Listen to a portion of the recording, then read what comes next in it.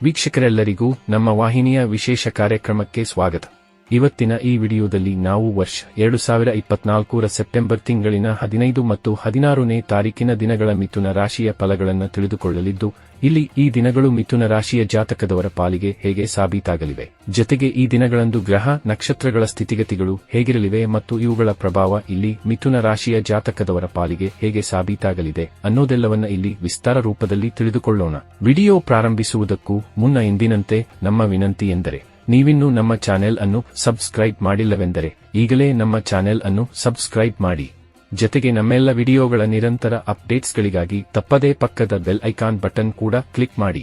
ನಿಮ್ಮ ಜೀವನದಲ್ಲಿಯೂ ಏನಾದರೂ ಸಮಸ್ಯೆಗಳು ಬಾಧಿಸುತ್ತಲಿದ್ದರೆ ಈ ಕೂಡಲೇ ಸ್ಕ್ರೀನ್ ಮೇಲೆ ಕಾಣ್ತಿರುವ ನಮ್ಮ ಗುರೂಜಿ ನಂಬರಿಗೆ ಕರೆ ಮಾಡಿ ಶೀಘ್ರವೇ ಶಾಶ್ವತ ಪರಿಹಾರ ಕಂಡುಕೊಳ್ಳಿ. ವೀಕ್ಷಕರೇ, ಇಲ್ಲಿ ಮೊದಲು ಈ 2 ದಿನಗಳ ದೈನಿಕ ಫಲಗಳನ್ನು ತಿಳಿದುಕೊಳ್ಳುವುದಕ್ಕೂ ಮುನ್ನ ಈ 2 ದಿನಗಳ ಗ್ರಹ ನಕ್ಷತ್ರ ಮತ್ತು ಇಲ್ಲಿ ಉಂಟಾಗಲಿರೋ ಯೋಗಗಳ ಕುರಿತಾದ ಮಾಹಿತಿಯನ್ನ ತಿಳಿದುಕೊಳ್ಳೋಣ. ಮೊದಲಿಗೆ ಇಲ್ಲಿ ವರ್ಷ 2024ರ ಸೆಪ್ಟೆಂಬರ್ ತಿಂಗಳಿನ 15ನೇ ತಾರೀಕಿನ ದಿನದ ಗ್ರಹ ನಕ್ಷತ್ರಗಳ ಸ್ಥಿತಿಗತಿಗಳನ್ನು ನೋಡುವುದಾದರೆ, ಸೆಪ್ಟೆಂಬರ್ ತಿಂಗಳಿನ 15ನೇ ತಾರೀಕಿನ ದಿನವು ಭಾನುವಾರದ ದಿನವಾಗಿರಲಿದ್ದು, ಇಲ್ಲಿ ಭಾದ್ರಪದ ಮಾಸದ ಶುಕ್ಲ ಪಕ್ಷದ ದ್ವಾದಶಿಯ ತಿಥಿ ಇರಲಿದೆ. ದ್ವಾದಶಿಯ ತಿಥಿಯು ಈ ದಿನದ ಸಂಜೆ 6:12 ಇರಲಿದ್ದು, ಆ ನಂತರದಲ್ಲಿ ತ್ರಯೋದಶಿಯ ತಿಥಿಯ ಪ್ರಾರಂಭಗೊಳ್ಳಲಿದೆ. ಹಾಗೆ ಈ ದಿನದ ಸಂಜೆ 6:49 ಶ್ರವಣ ನಕ್ಷತ್ರದ ಗೋಚರವಿರಲಿದ್ದು, ಆ ನಂತರದಲ್ಲಿ ಧನಿಷ್ಠ ನಕ್ಷತ್ರದ ಗೋಚರ ಪ್ರಾರಂಭಗೊಳ್ಳಲಿದೆ. ಜೊತೆಗೆ ಈ ದಿನದ ಮಧ್ಯಾಹ್ನದ 3:14 ಅತಿಗಂಡ ಹೆಸರಿನ ಯೋಗವಿರಲಿದ್ದು, ಆ ನಂತರದಲ್ಲಿ ಸುಕರ್ಮ ಹೆಸರಿನ ಯೋಗದ ಪ್ರಾರಂಭಗೊಳ್ಳಲಿದೆ.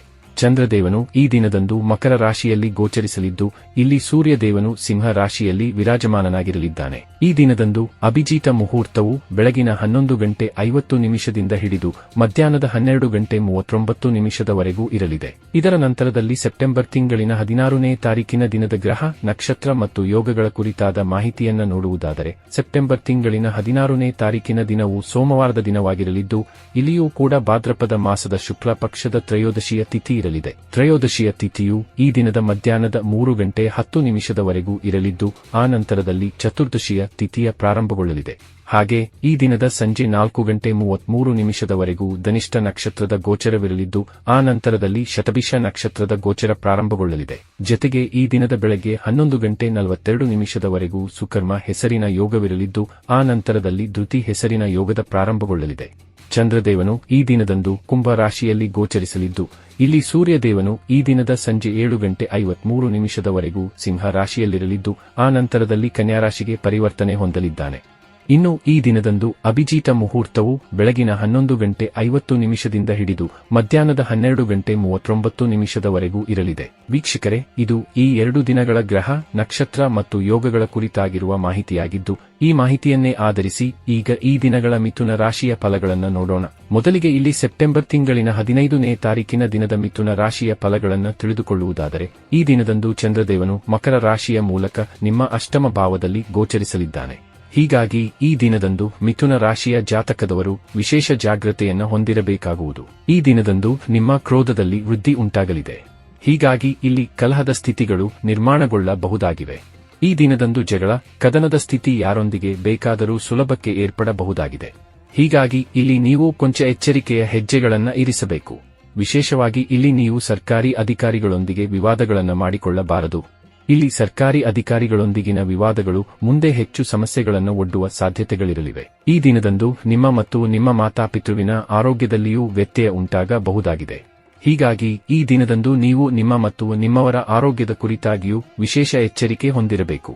ಇಲ್ಲಿ ಆರೋಗ್ಯ ಸಂಬಂಧಿ ಸಣ್ಣ ಪುಟ್ಟು ವ್ಯತ್ಯಯಗಳು ಕಂಡುಬಂದರೂ ಕೂಡ ತಕ್ಷಣ ತಜ್ಞರ ಸಲಹೆ ಸೂಚನೆ ಪಡೆದುಕೊಂಡು ಮುಂದುವರೆಯಬೇಕು. ಇನ್ನು ಈ ದಿನದಂದು ನಿಮ್ಮ ಸಂತಾನ ಪಕ್ಷವೂ ಕೂಡ ದುರ್ಬಲವಾಗಿರಲಿದ್ದು, ಅವರೊಂದಿಗೆ ವೃಥಾವಾದ ವಿವಾದಗಳು ಉಂಟಾಗಬಹುದಾಗಿವೆ. ಜೊತೆಗೆ ಇಲ್ಲಿ ವಿದ್ಯಾರ್ಥಿಗಳ ಪಾಲಿಗೂ ಸಮಯ ಮಿಶ್ರ ಫಲಗಳಿಂದ ಕೂಡಿರಲಿದ್ದು, ವಿದ್ಯಾರ್ಥಿಗಳು ಹೆಚ್ಚು ಜವಾಬ್ದಾರಿಯುತವಾಗಿ ನಡೆದುಕೊಳ್ಳುವ ಅವಶ್ಯಕತೆ ಖಂಡಿತ ಇರಲಿದೆ. ಹಾಗೆ ಇಲ್ಲಿ ನೀವು ನಿಮ್ಮ ಸಂಬಂಧಗಳನ್ನು ಸಹ ಹೆಚ್ಚು ಜತನದಿಂದ ಕಾಯ್ದುಕೊಳ್ಳಬೇಕಾದ ಅವಶ್ಯಕತೆ ಈ ದಿನದಂದು ಇರಲಿದೆ. ಈ ಸಮಯದಲ್ಲಿ ನಿಮಗೆ ಸಫಲತೆ ಬೇಕು ಅನ್ನೋದಾದರೆ ಇಲ್ಲಿ ನೀವು ಹೆಚ್ಚು ಪರಿಶ್ರಮದಿಂದ ನಿಮ್ಮ ಕೆಲಸ ಕಾರ್ಯಗಳಲ್ಲಿ ತೊಡಗಿಕೊಳ್ಳಬೇಕಾದ ಅವಶ್ಯಕತೆ ಇರಲಿದೆ. ಆದಾಗ್ಯೂ ಈ ದಿನದಂದು ಅಷ್ಟಮದ ಚಂದ್ರನಿಂದಾಗಿ ರೂಪುಗೊಳ್ಳಲಿರುವ ವಿಪರೀತ ರಾಜಯೋಗದಿಂದಾಗಿ ನಿಮಗೆ ಧನ ಸಂಪಾದನೆಯ ಅನೇಕ ಅವಕಾಶಗಳು ಲಭಿಸಲಿವೆ. ವಿಶೇಷವೆನ್ನುವಂತೆ ಗುಪ್ತ ಧನದ ಪ್ರಾಪ್ತಿಯೂ ಕೂಡ ಉಂಟಾಗಬಹುದಾಗಿದೆ.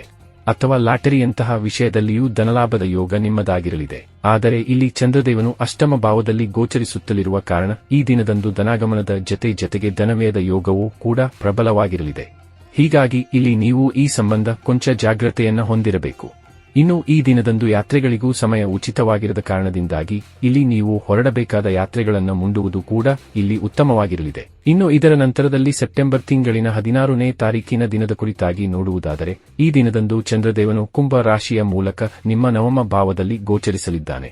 ಆದರೆ ಇಲ್ಲಿ ನಿಮ್ಮ ನವಮ ಭಾವದಲ್ಲಿ ಶನಿದೇವನ ಉಪಸ್ಥಿತಿಯೂ ಕೂಡ ಇರಲಿದ್ದು, ಹೀಗಾಗಿ ಈ ದಿನದಂದು ನಿಮ್ಮ ನವಮ ಭಾವದಲ್ಲಿ ಚಂದ್ರ ಶನಿಯ ಯುತಿಯ ನಿರ್ಮಾಣವಾಗಲಿದೆ. ಈ ಮೂಲಕ ಇಲ್ಲಿ ವಿಷದೋಷದ ಉತ್ಪತ್ತಿಯಾಗಲಿದೆ. ಇಲ್ಲಿ ಚಂದ್ರ ಶನಿಯ ವಿಷದೋಷದ ಕಾರಣದಿಂದಾಗಿ ನಿಮಗೆ ಒಂದಿಷ್ಟು ವಿರೋಧಾಭಾಸದ ಸ್ಥಿತಿಗಳು ನಿರ್ಮಾಣಗೊಳ್ಳಲಿವೆ. ಹೀಗಾಗಿ ಈ ದಿನದಂದು ನೀವು ಖಂಡಿತ ಭಾಗ್ಯದ ಭರವಸೆಯ ಮೇಲೆ ನಿರ್ಭರವಾಗಿರಬಾರದು. ಜತೆಗೆ ಇಲ್ಲಿ ಪೀಡಿತ ಚಂದ್ರದೇವನು ನಿಮ್ಮ ಸ್ವಭಾವದಲ್ಲಿಯೂ ಪರಿವರ್ತನೆಯನ್ನು ಉಂಟು ಮಾಡಲಿದ್ದಾನೆ.